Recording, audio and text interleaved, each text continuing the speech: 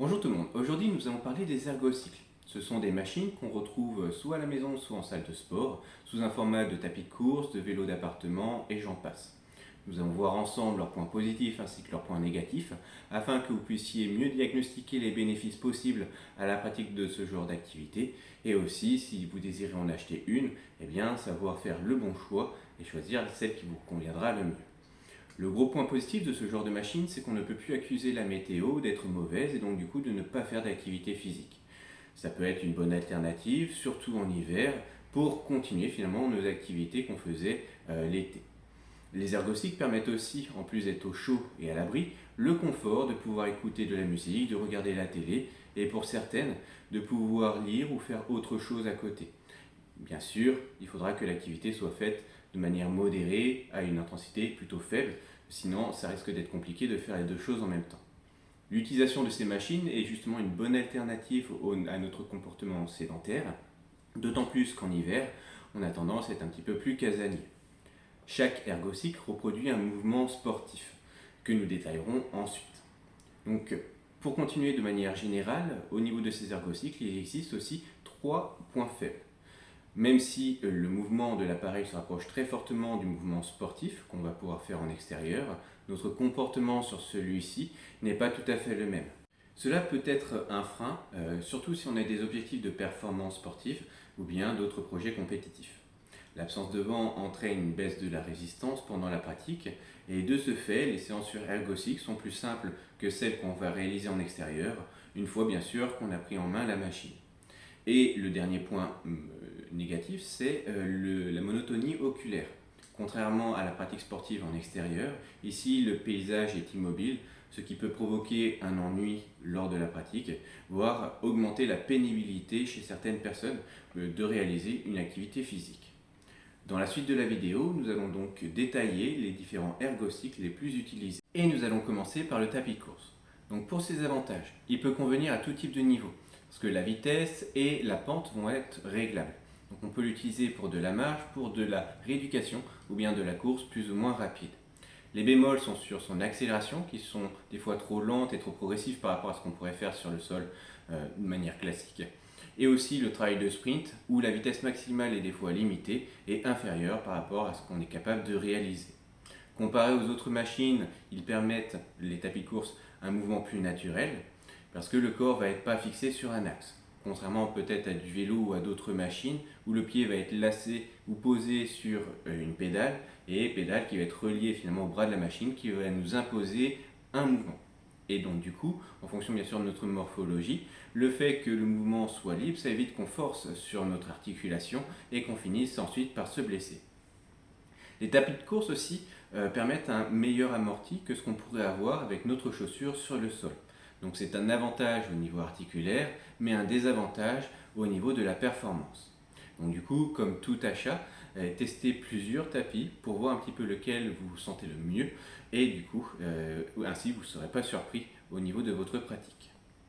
Un autre point positif aussi, c'est que les tapis de course sont pliables. On sait que déplier, ça prend plus ou moins de place dans une pièce. Et bien là, le fait de pouvoir le plier, on peut le ranger un petit peu sur le côté et comme ça, en fait, c'est plus facile d'avoir un tapis de course chez soi. Et ils permettent, comme finalement sur la course à pied, de recruter un grand nombre de groupes musculaires et donc du coup, c'est idéal pour plein d'objectifs touchant la santé. Donc voici pour ses avantages. Au niveau des inconvénients, on retrouve une phase d'adaptation plus ou moins longue en fonction des personnes. Entre le déséquilibre que peut provoquer le fait de courir sur place, les barres de soutien devant et sur les côtés qui vont nous emprisonner un petit peu, et le fait aussi que ce soit le tapis qui roule sous nos pieds, et bien tout ça va faire qu'on va avoir peur d'allonger la foulée, on va la réduire, et peur de poser aussi le pied en dehors de la courroie. D'ailleurs, c'est peut-être ce que vous avez ressenti ou analysé sur vos premières courses sur tapis. On a aussi tendance à réduire l'action de la cheville. Sur le sol, la cheville va avoir deux actions, avec le talon l'amorti et avec la pointe de pied la propulsion. Sur tapis, comme nous l'avons vu, l'amorti est provoqué justement par la courroie et les suspensions du tapis. De ce fait, l'action mécanique de le faire avec la cheville est beaucoup moins importante. Sur la propulsion, il en est de même, c'est la courroie qui glisse sous le pied. De ce fait, on a besoin de moins pousser sur la pointe de pied pour se propulser vers l'avant. Et ici, juste un petit saut vertical permet finalement de rester au bon endroit sur le tapis. Les impacts aussi sont beaucoup plus importants que sur les autres ergocycles, ce qui doit être pris en compte finalement dans des programmes de rééducation. En fonction bien sûr de la blessure et surtout de l'évolution de la convalescence, eh bien, des séances sur tapis mis un petit peu trop tôt vont être délétères. Et dernière chose, c'est que le tapis, il faut prendre en compte qu'il est bruyant, que ce soit au niveau du roulement, mais aussi de l'impact de nos pieds justement sur la courroie. Le deuxième ergocycle qu'on va voir ensemble, c'est le rameur. Son principe est plutôt simple, c'est qu'il va reproduire les mouvements du rameur en aviron. C'est une machine qui peut prendre plus ou moins de place. En général, elle est un petit peu plus longue qu'un tapis de course, mais comme ce dernier, il peut être pliable. Au niveau du travail, il est très complet parce qu'il va faire travailler l'ensemble de votre corps, à la fois les bras, les épaules, le dos, la sangle abdominale, ainsi que les cuisses. Il existe aussi plusieurs travails possibles à effectuer justement sur cette machine, comme du renforcement musculaire, de l'endurance, de l'explosivité ou de la vitesse. Il a aussi un fort impact sur l'appareil cardio-ventilatoire du fait du grand nombre de groupes musculaires qui vont travailler en même temps.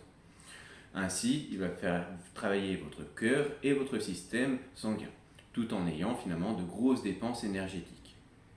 Les mouvements sont semi-dirigés, ce qui va laisser finalement plus ou moins libre vos articulations. La limite se trouve finalement au niveau de l'articulation de la cheville et du bas du dos en cas de raideur. Dans ce cas-là, eh bien, on limitera finalement l'amplitude du mouvement. Le mécanisme peut être un petit peu bruyant, la résistance se faisant finalement sur la résistance par rapport à l'air ou à l'eau. Au niveau des inconvénients, eh bien, il nécessite une bonne connaissance de son corps, que ce soit au niveau de l'exécution du mouvement, où il faudra avoir de la coordination entre les bras et les jambes, mais aussi de la spatialisation, c'est-à-dire qu'il ne faut pas commencer à pousser avec le dos rond, il faudra avoir le dos plus ou moins droit, amener les mains au niveau des côtes et pas au niveau finalement de la poitrine, etc. Il est très engageant et de ce fait peut être limitant pour certaines personnes ayant justement des petites faiblesses. Donc on en a parlé, les faiblesses liées à de la raideur ou à de l'arthrose, et ici la solution est tout simplement de réduire l'amplitude sur la machine, voire même de ne pas l'utiliser du tout pour certaines personnes. Donc voici pour le rameur. Maintenant, nous allons nous intéresser au vélo d'intérieur, plus précisément le vélo d'appartement avec la selle. Ses avantages, c'est qu'il est beaucoup plus compact que les deux dernières machines, donc plus facile finalement à ranger dans une pièce de vie. C'est pour cela que beaucoup de foyers en ont un. Il est aussi sans impact pour les articulations, donc adapté à beaucoup de personnes, et le risque de blessures sont réduites si justement le dos est maintenu convenablement. Le mouvement étant plutôt simple, il nous demande très peu de concentration et de ce fait, il est facile finalement d'associer un autre loisir à côté, comme par exemple de la lecture. Bien sûr, à condition que l'activité soit faite de manière douce. Au niveau des inconvénients, il faut savoir bien sûr régler la selle, le guidon et les cale-pieds, sans quoi vous aurez une gêne sur votre mouvement et à la longue qui pourra provoquer finalement des blessures. Le mouvement est dirigé et donc du coup l'amplitude au niveau des genoux et des hanches sont plutôt amples. C'est à la fois un avantage parce que vous allez pouvoir utiliser les groupes musculaires à leur plein potentiel et un inconvénient pour les personnes qui auraient justement des soucis au niveau de ces articulations, notamment au niveau de la cheville. Du coup, contrairement au rameur, il sera compliqué ici de modifier l'amplitude du mouvement.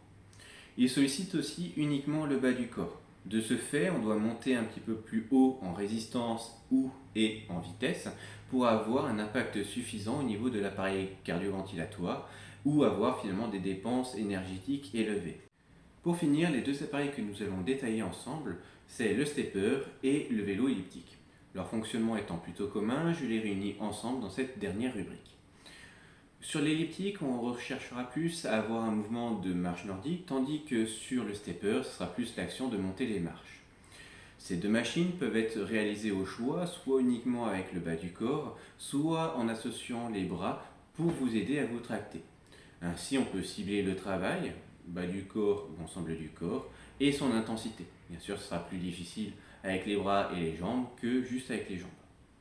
Comme les vélos, il n'y a pas d'impact. Donc c'est un avantage pour les douleurs chroniques, mais un désavantage pour la densité minérale osseuse qui ne sera pas sollicitée. Ils permettent aussi d'avoir une activité secondaire tout comme le vélo, Et le gros avantage, c'est qu'ils sont plutôt silencieux. Au niveau des points négatifs, ce sont des machines plutôt lourdes et qui prennent de la place. Donc une fois positionnés, il sera compliqué finalement de les déplacer. Donc il faut prévoir, quand c'est à la maison, une place spécifique pour cette machine. Ensuite, l'écartement des pieds sont plus ou moins réglables, ce qui impose finalement un mouvement unique. Donc encore une fois, je vous conseille d'essayer d'utiliser les machines en magasin avant de les acheter pour savoir si vous êtes à l'aise dessus. Et pour certaines machines, l'amplitude est plutôt grande et surtout pour les personnes qui sont petites, il faudra assurer un minimum de gainage pour éviter de travailler un petit peu trop avec son dos. Pour conclure, si vous avez projet d'acheter une machine ou tout simplement vous voulez avoir une activité physique régulière sur une machine que vous avez en salle de sport, je vous conseille de la tester avant, que ce soit au niveau du bruit qu'elle génère, mais aussi de votre aisance dessus. Bien sûr, demandez des conseils aux professionnels qui vous entourent pour savoir si elle va remplir votre objectif en toute sécurité. Lorsque vous avez un objectif de performance ou bien que vous voulez juste conserver votre niveau acquis durant cet été, je vous conseille bien sûr de prendre la machine qui se rapproche au mieux de votre activité sportive en extérieur et bien sûr d'alterner le plus possible les séances en extérieur et en intérieur afin justement de ne pas avoir de déformation sur la pratique sportive. Il est aussi important de prendre du plaisir durant votre pratique. Pensez qu'il faudra rester un minimum de 30 minutes dessus pour que ça ait un minimum d'efficacité. Donc si ça ne vous convient pas, la machine risque finalement de plus prendre la poussière, vous n'allez pas l'utiliser, et au prix de 1200 à 10 000 euros la machine, il serait quand même préférable de la rentabiliser. Donc voici ce qui conclut notre vidéo concernant les ergocycles. Si vous reste des questions, n'hésitez pas à les mettre en commentaire. Pareil, sur une machine que je n'aurais pas détaillée, vous m'envoyez la photo en commentaire et puis je pourrais vous donner mon avis si vous le désirez. Si vous avez des questions concernant mes coachings sportifs et nutritionnels, la même chose, soit en commentaire, soit à l'adresse email que vous retrouvez en description. Et il ne me reste plus qu'à vous souhaiter une bonne journée.